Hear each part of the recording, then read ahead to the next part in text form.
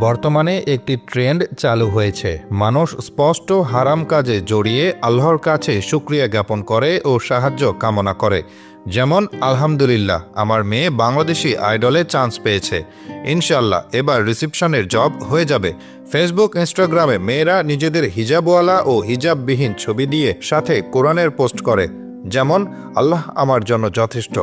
তিনি তাকওয়াপূর্ণ ব্যক্তিদের পছন্দ করেন। মাশাআল্লাহ, আন্টি, আমার মেয়ে তো দারুণ নাচতে পারে।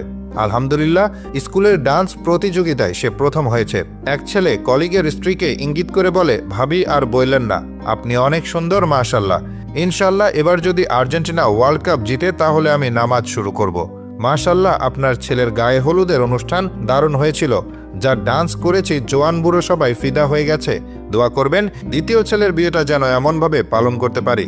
ছেলে মেয়ে মিক্স ফ্রেন্ড সার্কেলকে উদ্দেশ্য করে বলে, আলহামদুলিল্লাহ, আমরা বন্ধুরা খুব হেল্পফুল।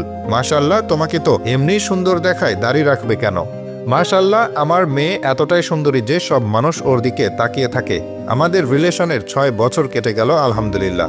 দোয়া করবেন যেন আমরা বিএফ জিএফ এভাবেই সবসময় পাশে থাকি।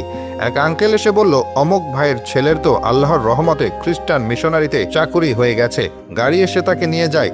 দাজ্জালের এক পাশে থাকবে জান্নাত, আরেক পাশে থাকবে জাহান্নাম। আমরা দাজ্জালের জান্নাতকেই আল্লাহর নিয়ামত মনে করছি।